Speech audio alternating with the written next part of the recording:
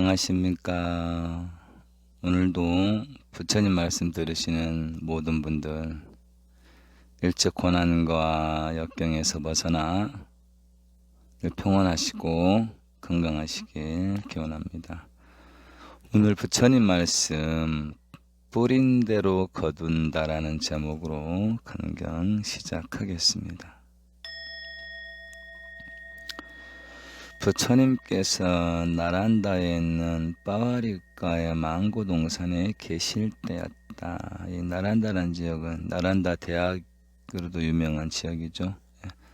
어느 날 아시반타가의 아들 가마니가 부처님께 여쭈었다. 부처님이시여, 서역지방의 바람들은 죽은 사람이라도 그 사람의 이름을 불러서 살려낼 수도 있고 하늘나라에 태어나게 할 수도 있다고 말합니다. 세존이시여, 당신은 완벽하게 깨달으신 분이니 당신께서도 죽은 사람들이나 장차 죽는 사람들을 모두 하늘나라에 가서 태어날 수 있게 하소서. 부처님께서 가만히에게 말씀드렸다. 가만히야, 내가 너에게 물을 터이니 내가 옳다고 생각하는 대로 대답하라. 만약 어떤 사람이 게을러서 정진하지도 않고 악행이나 쌓던 사람이 죽었다고 하자. 그를 아는 사람들이 모두 합장을 하고 그의 이름을 부르고 하늘나라에 태어나라고 축원한다고 해서 그가 하늘나라에 태어날 수 있겠느냐? 아닙니다. 세존이시여. 스스로 선행을 쌓지 않고 악행이나 하던 사람이 죽었는데 그를 알고 지내던 사람들이 모여서 그를 칭찬하고 하늘나라에 태어나기를 축원한다고 해서 그 사람이 하늘나라에 태어날 수는 없느니라. 만약 어떤 사람이 연못에 무거운 돌을 던져놓고 사람들이 모여서 돌이 떠오르라고 빈다고 해도 그 돌이 떠오르겠느냐? 아닙니다. 세존이시여. 선업도 쌓지 않고 악업만을 짓다가 죽은 사람을 위해 많은 사람들이 그의 이름을 부르며 하늘나라에 태어나라고 축원해 보아도 그가 하늘나라에 갈 수는 없느니라. 악업에는 악의 과보가 있을 것이니 악업을 쌓는 자는 자연 험악한 세계로 떨어질 것이니라. 가만히야, 어떤 사람이 선업을 열심히 쌓다가 죽었다고 하자. 그를 아는 많은 사람들이 모여 지옥으로 떨어지라고 축원했다고 해서 그가 지옥에 떨어지겠느냐? 아닙니다. 세존이시여. 선업을 쌓은 사람을 보고 죽어서 지옥에 떨어지라고 남들이 말한다고 해서 그가 지옥에 떨어질 까닭이 없느니라. 선업에는 선한 과보가 있을 것이니 선업을 쌓은 자는 자연 하늘에 태어날 것이니라. 그것은 마치 연못에 기름병을 던져놓고 사람들이 모여서 합정을 하고 기름아 가라앉으라고 빌어도 기름이 물 위로 떠오르는 것과 같느니라. 선업을 쌓은 사람일지라도 육신은 무상하여 죽어 없어지겠지만 그의 마음은 믿음으로 훈습되어 정진과 탐음과 보시와 지혜의 훈습이 된 인연으로 자연 위로 올라가 좋은 세상에 태어나게 되느니라. 그것은 기름병은 부서져서 물에 가라앉겠지만 병에 담겼던 기름은 반드시 위로 떠오르게 되는 것과 같느니라. 가만히여, 살생을 일삼던 사람이 살생을 버리고 하늘나라로 갈 수 있는 좋은 길이 있고 남의 것을 훔치고 남을 속이고 거짓말하는 등 나쁜 짓을 하던 사람이 악업을 버리고 좋은 세상으로 가는 길이 있느니라. 그 길은 8가지 바른 길, 바로 8정도이니 이 길이야말로 죽어서 험악한 세상에 떨어지지 않고 하늘나라로 올라갈 수 있는 좋은 길이니라.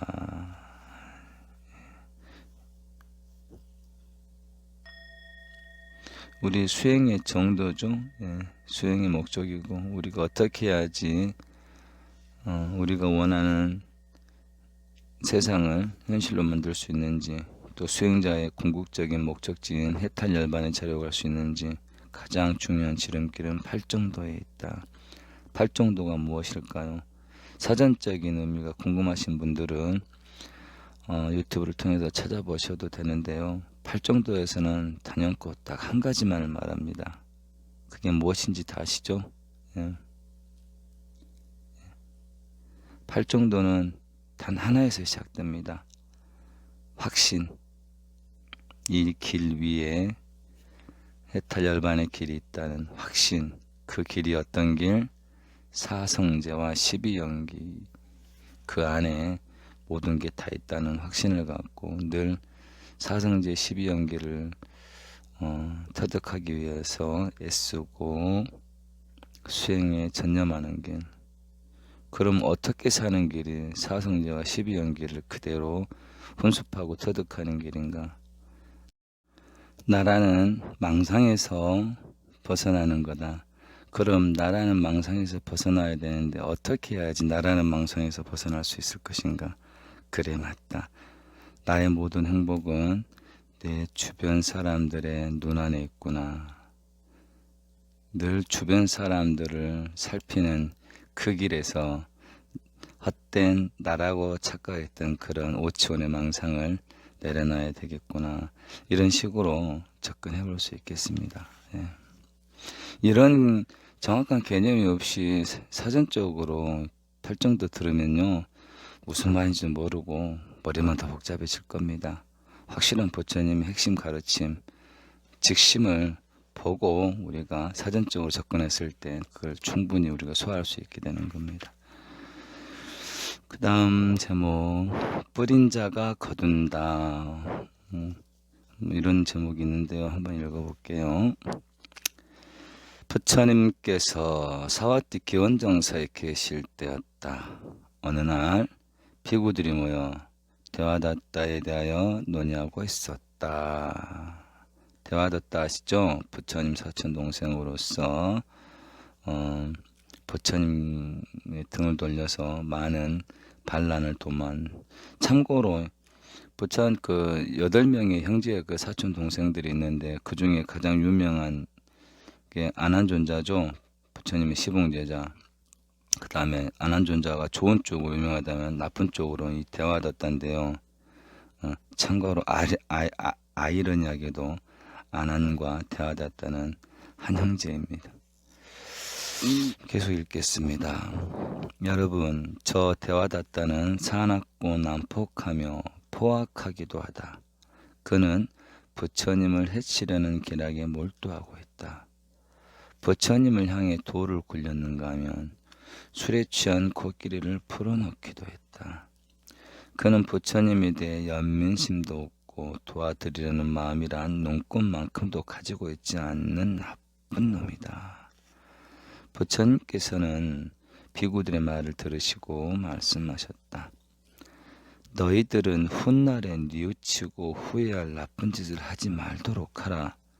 인간은 그가 행한 모든 것에 대하여 그와 같은 결과를 자신에게서 발견하게 된다. 선행을 한 자에게 선이 있고 악행을 한 자에게 악이 있다. 우리의 모든 업은 모두 씨앗과 같아 그 씨앗의 열매를 거두게 된다.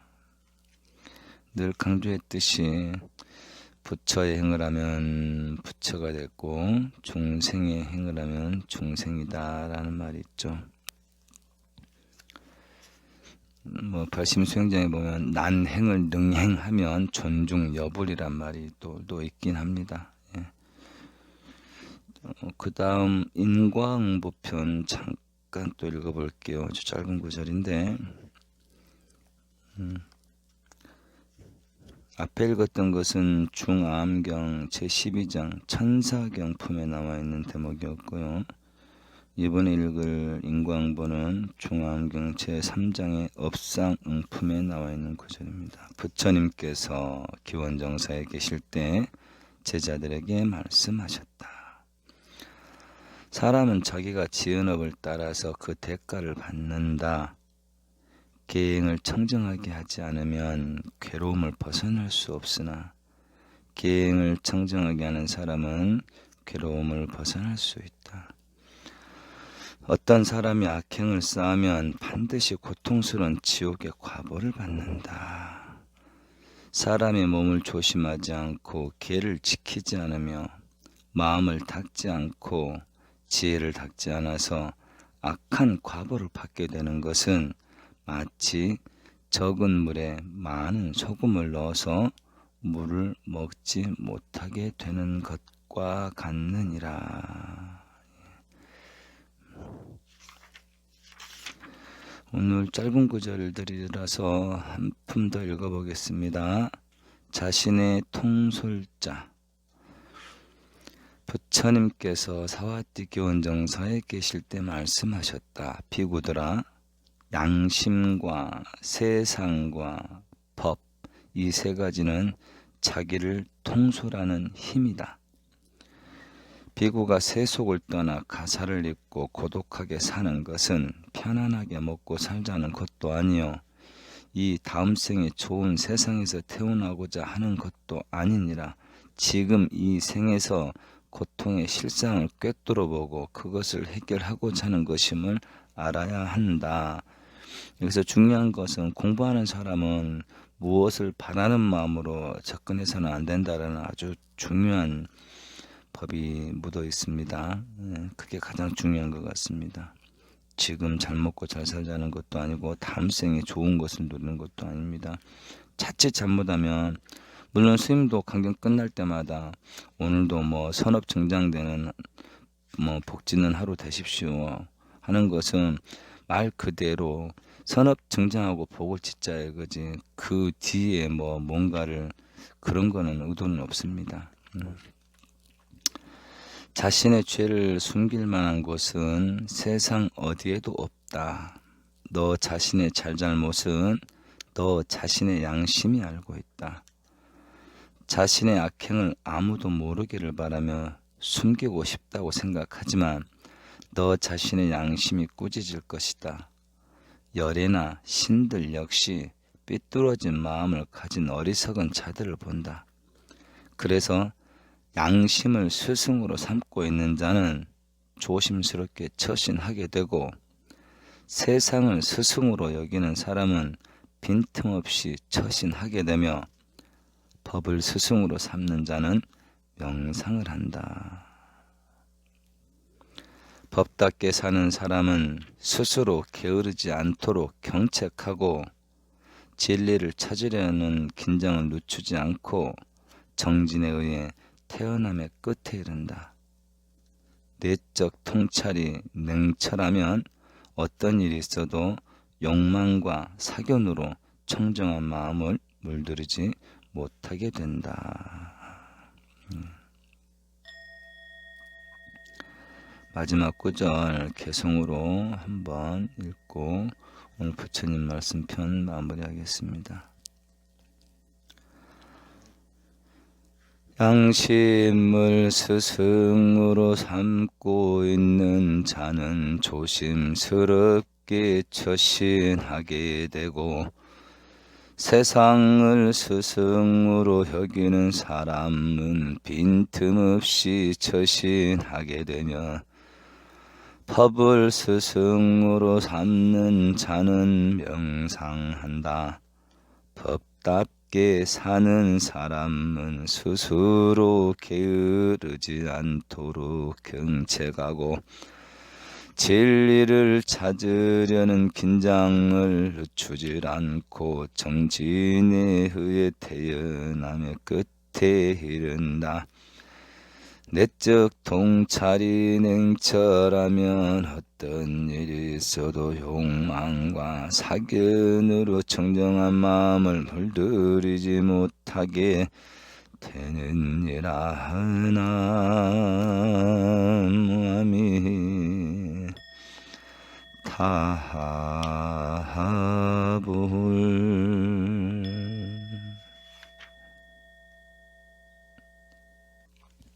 오늘 내가 꿈꾸는 세상 말의 듣기라는 제목으로 한 챕터 읽겠습니다.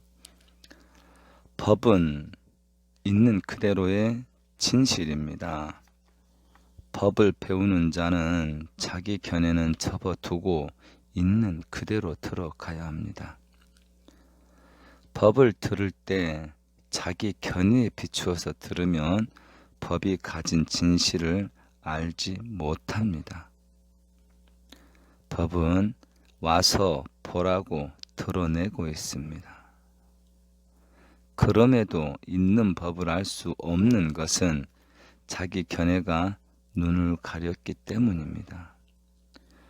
윤회하는 생명의 근본 원인은 무명과 가래이기에 때문에 누구나 어리석음으로 듣고 욕망으로 듣습니다.